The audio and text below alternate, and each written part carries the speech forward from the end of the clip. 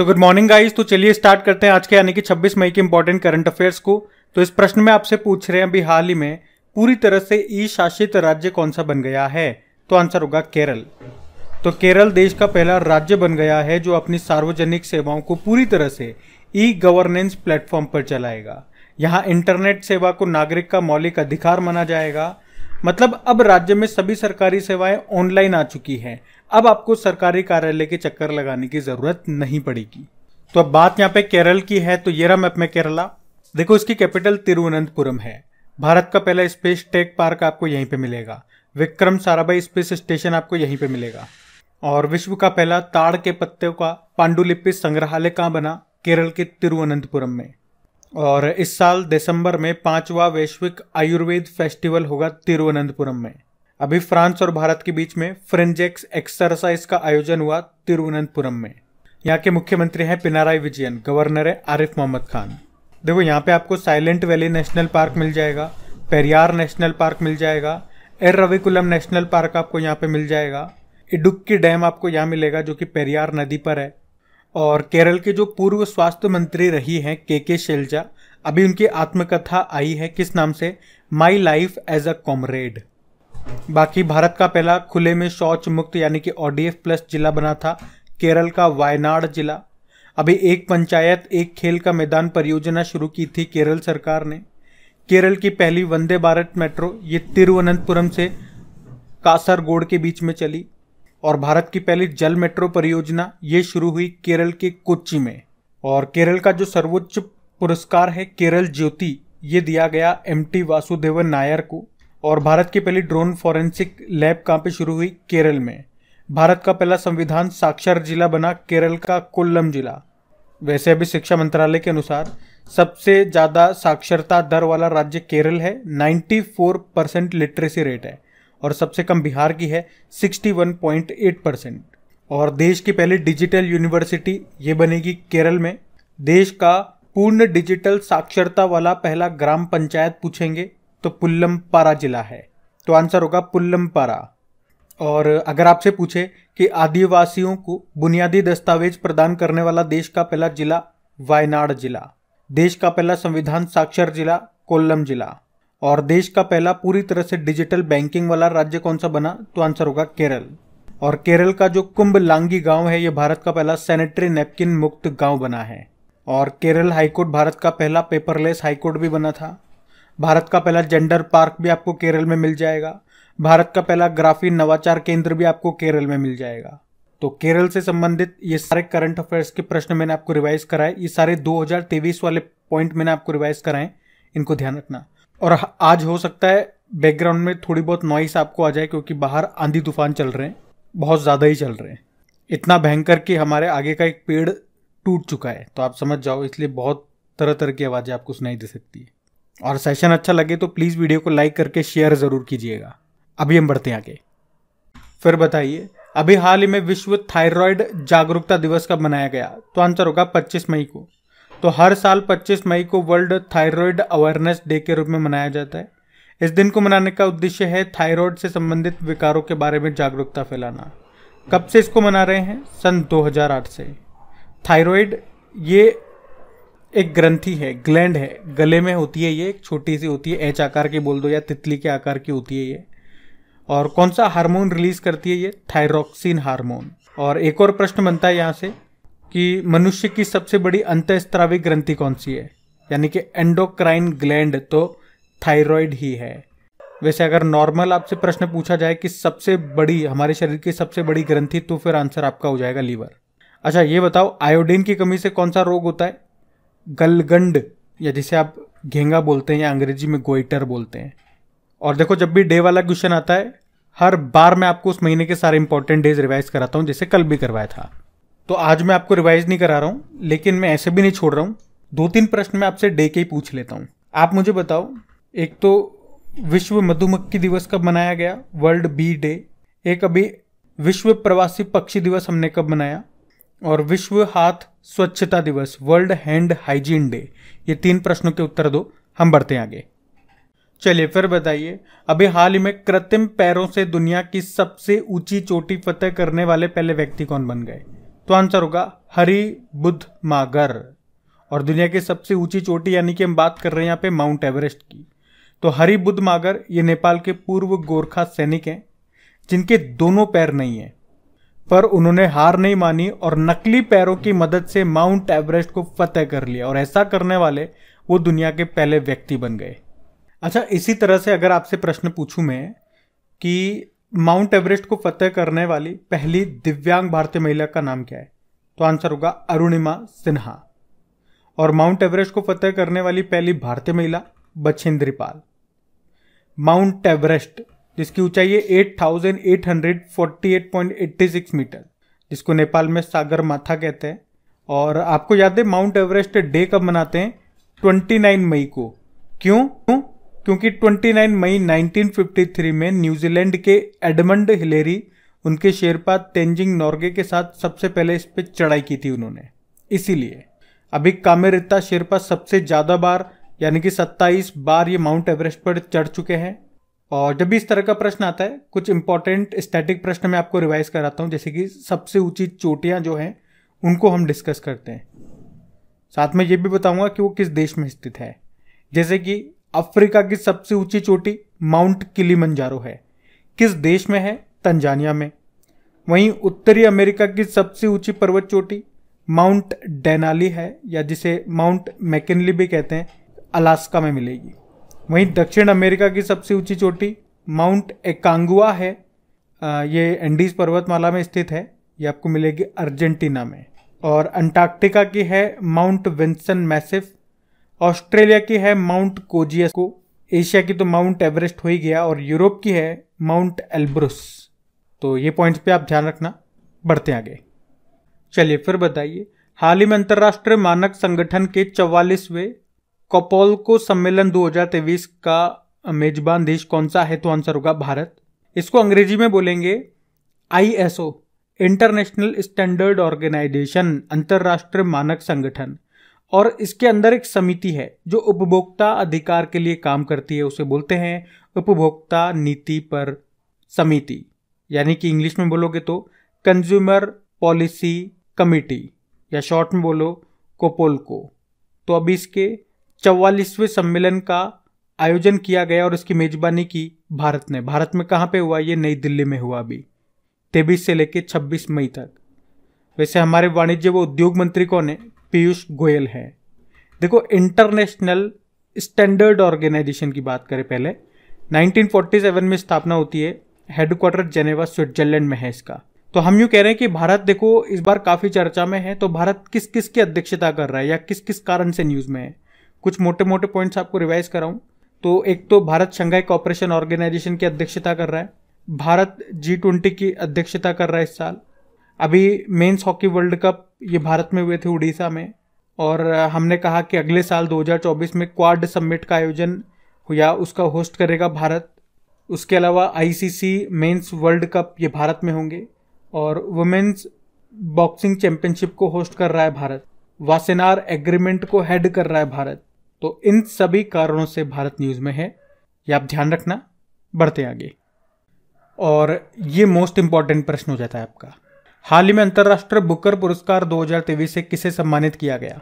तो आंसर होगा जॉर्जी गोस्पोडिनोव। तो 2023 का इंटरनेशनल बुकर पुरस्कार ये मिला है जॉर्जी गोस्पोडिनोव को।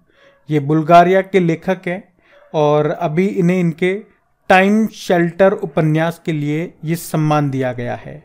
और इस उपन्यास का इंग्लिश में ट्रांसलेट किसने किया? एंजेला रॉडेल ने। और इस तरह से ये बुल्गारिया का पहला उपन्यास है जिसे अंतर्राष्ट्रीय बुकर पुरस्कार मिला है।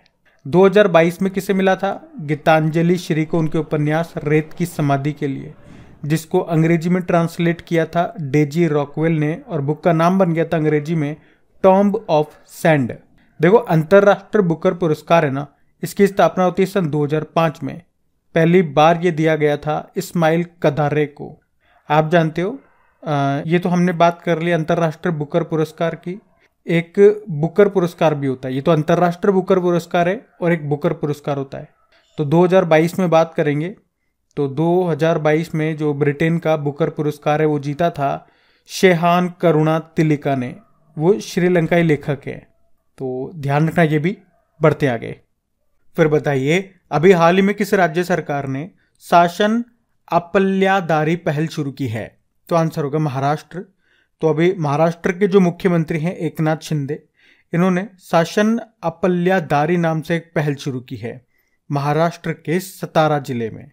और इस पहल का उद्देश्य क्या है कि नागरिकों को एक ही स्थान पर सरकारी योजनाओं और दस्तावेजों तक आसान पहुंच प्रदान की जा सके।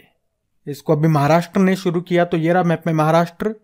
तो इसकी कैपिटल मुंबई है। मुख्यमंत्री एकनाथ शिंदे हैं और गवर्नर हैं रमेश बैस। आपको याद है हमने पढ़ा था भारत की पहली अंडर वाटर सी टनल ये बन रही है महाराष्ट्र में, और दुनिया का सबसे बड़ा रिफाइनरी कॉम्प्लेक्स ये बन रहा है महाराष्ट्र में ही। और इंडिया स्टील कॉन्फ्रेंस 2023 का आयोजन होगा मुंबई में। और भिखारी मुक्त शहर ये पहल शुरू हुई है नागपुर में। और मुंबई के चर्च गेट रेलवे स्टेशन का नाम सीडी देशमुख के नाम पर रखा गया। ये आरबीआई के पहले भारतीय गवर्नर थे। और अभी भारत और अफ्रीका के बीच में एफ इंडेक्स नाम का एक्सरसाइज भी हुआ। कहाँ पे? पुणे के औंध सैन्य स्टेशन में।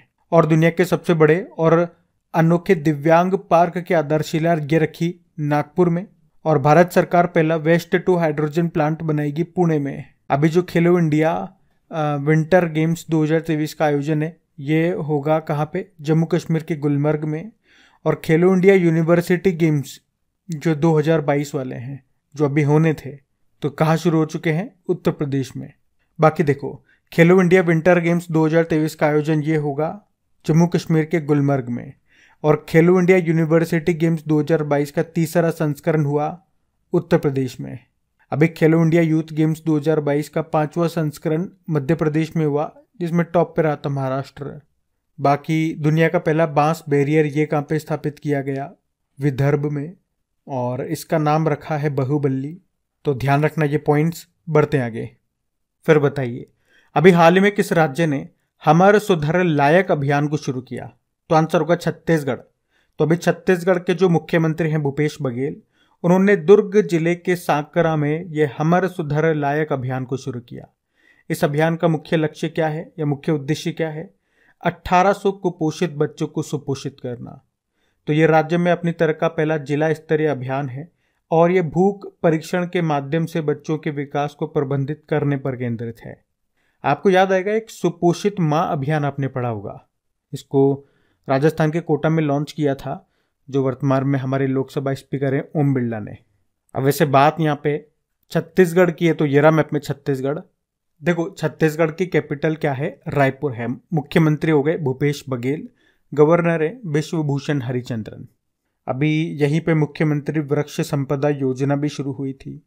अभी छत्तीसगढ़ के धमतरी जिले के नागरी दूबराज चावल को जीआई टैग मिला। अभी मुख्यमंत्री मितान योजना यहाँ पे शुरू हुई थी।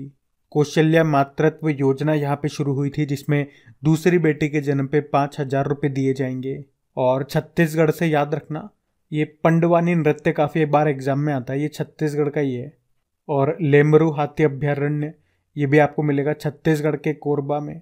और एक हरेली त्योहार भी ध्यान रखना, ये भी छत्तीसगढ़ का है, जबकि हरेला उत्सव ये उत्तराखंड का है। इसीलिए मैंने आपको क्या ध्यान रखना। हम बढ़ते हैं आगे। फिर बताइए, अभी हाल ही में देश का सबसे बड़ा हाईकोर्ट परिसर ये कहाँ पे बनकर तैयार हुआ? तो आंसर होगा झारखंड में। तो अभी रांची के झारखंड में देश का सबसे बड़ा हाईकोर्ट परिसर बनकर तैयार हुआ। और अभी इसका उद्घाटन किसने किया? राष्ट्रपति द्रौपदी मुर्मू ने। आपको याद है द्रौपदी मुर्मू ये झारखंड की पहली महिला राज्यपाल रह चुकी हैं। तो ये देश का सबसे बड़ा हाईकोर्ट कैंपस है। इसका जो एरिया यानी कि क्षेत्रफल है ये इतना बड़ा है कि आप कह सकते हो कि सुप्रीम कोर्ट की तुलना में ये 3.5 गुना ज़्यादा है। इसमें 540 कमरे हैं। लगभग 600 करोड़ रुपए की लागत से ये बनकर तैयार हुआ। और अभी आप जानते हो क्षेत्रीय भाषा में निर्णय प्रकाशित करने वाला देश का पहला हाईकोर्ट कौन सा बना? केरल हाईकोर्ट। मलयालम भाषा में प्रस्तुत किया था। वैसे सुप्रीम कोर्ट किस आर्टिकल के तहत रिट जारी करता है? तो आर्टिकल 32। और हाईकोर्ट किस आर्टिकल के तहत रिट जारी करता है? 226। और राजस्थान में भारत की पहली डिजिटल लोक अदालत शुरू हुई। देश की पहली डिजिटल जस्टिस क्लॉक का उद्घाटन हुआ गुजरात हाईकोर्ट में। अच्छा, आप तो ये बताओ, हाईकोर्ट की पहली महिला जज कौन थी? तो आंसर होगा अन्ना चांडी, केरल हाईकोर्ट से। और हाईकोर्ट की पहली महिला चीफ जस्टिस लीला सेठ थी, हिमाचल प्रदेश हाईकोर्ट। और सुप्रीम कोर्ट की पहली महिला जज फातिमा बीवी थी। और सुप्रीम कोर्ट की पहली महिला चीफ जस्टिस कोई भी नहीं थी, अभी तक कोई भी नहीं थी, लेकिन भविष्य में बन सकती है, बीवी रागरतन। वर्तमान में हमारे चीफ जस्टिस ऑफ इंडिया कौन है? तो DY चंद्रचूड़ हैं 50वें नंबर के। तो इतने पॉइंट्स आप याद रख लेना, हम बढ़ते हैं आगे। चलिए फिर बताइए, अभी हाल ही में अमेरिका और किस देश के बीच में टाइगर शार्क 40 नौसैनिक अभ्यास का आयोजन हुआ? तो आंसर होगा बांग्लादेश। तो यह है टाइगर शार्क 40 मिलिट्री एक्सरसाइज। ये एक नेवल एक्सरसाइज है, बांग्लादेश और अमेरिका के बीच हुई। कहाँ पे? चट्टोग्राम, बांग्लादेश में। और इसमें बांग्लादेश के BNS निर्विक जहाज ने हिस्सा लिया। अच्छा, आप तो मुझे इतना सा बता दो कि हम बांग्लादेश के साथ कौन कौन सी एक्सरसाइज करते हैं और अमेरिका के साथ कौन कौन सी एक्सरसाइज करते हैं। ये आपका होमवर्क प्रश्न दे रहा हूं मैं आपको। वैसे यहाँ पे टाइगर से तो आपको एक याद ही आ गया होगा, टाइगर ट्रियम्फ, जो हम अमेरिका के साथ करते हैं। और कौन कौन सी करते हैं बताओ आप, हम बढ़ते हैं आगे। चलो फिर बताओ, अभी हाल ही में मानव स्टेम सेल और कैंसर संबंधी अध्ययन के लिए कौन सा अंतरिक्ष यात्री मिशन लॉन्च किया गया? तो आंसर होगा AX2। AX2 इसका मतलब है एक्सियोम मिशन 2। और इसे किस कंपनी ने लॉन्च किया? एक्सियोम स्पेस कंपनी ने, नासा ने इसे फंड किया है। और इस मिशन का उद्देश्य क्या है? मानव स्टेम सेल और कैंसर संबंधी अध्ययन करना। तो इसमें इसके लिए एक ब्रेस्ट कैंसर वुमेन डॉक्टर को भेजा गया। वे डॉक्टर सऊदी अरब की है, और इस तरह से आप कह सकते हो कि अंतरिक्ष में जाने वाली वे सऊदी अरब की पहली महिला बन गई हैं। उनका नाम है रैयानी बरवानी। अब हम कल के करंट अफेयर्स का क्विक रिवीजन कर रहे हैं।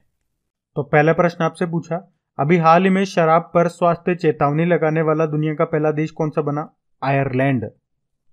फिर आपसे पूछा, बास्केटबॉल फेडरेशन ऑफ एशिया के नए अध्यक्ष कौन बने? डॉक्टर के गोविंदराज। फिर आपसे पूछा, हाल ही में जारी हेंके के वार्षिक दुख सूचकांक 2022 में दुनिया का सबसे दयनीय देश कौन सा रहा? तो जिम्बाब्वे। फिर आपसे पूछा, विश्व कछुआ दिवस मनाया 23 मई को। फिर पूछा, त्रिपुरा पर्यटन का ब्रांड एम्बेसडर बनाया सौरव गांगुली को। और पूछा आपसे, पार्टीशन फ्रीडम नाम की बुक को किसने लिखा? राम माधव ने, जिसको लॉन्च किया था असम के राज्यपाल गुलाब चंद कटारिया ने। फिर पूछा, YSR मत्स्यकारा भरोसा योजना के तहत कितने का मुआवजा दिया जाएगा? 10 लाख रुपए। फिर आपसे पूछा, अभी हाल ही में भारत ताइक्वांडो के अध्यक्ष के रूप में किसे फिर से चुना गया? नामदेव शिरगांवकर को। फिर आपसे पूछा, सोनी स्पोर्ट्स नेटवर्क ने किसे अपना टेनिस एम्बेसडर नियुक्त किया? तो आंसर होगा सानिया मिर्जा। फिर आपसे पूछा, अभी चर्चा में रहा कपिलेश्वर मंदिर किस राज्य में स्थित है? तो आंसर होगा उड़ीसा में। और गाइज, अगर अभी तक आपने वीडियो को लाइक नहीं किया तो पहले तो आप वीडियो को लाइक जरूर कर दें, और अपने सभी स्टडी ग्रुप में, जो भी आपका पढ़ने वाला स्टडी ग्रुप हो गया, यानी कि व्हाट्सएप पे, फेसबुक पे, कहीं पर भी, तो प्लीज वीडियो के लिंक को एक बार शेयर जरूर कर देना। अब होमवर्क प्रश्न देखते हैं और सेशन को एंड करते हैं। तो कल की वीडियो में आपसे पूछा था किस राज्य के तुंगनाथ मंदिर को राष्ट्रीय स्मारक घोषित किया गया? तो आंसर होगा उत्तराखंड। आप सभी ने प्रश्न का बिल्कुल सही उत्तर दिया। अब ये रहा आज का आपका होमवर्क प्रश्न।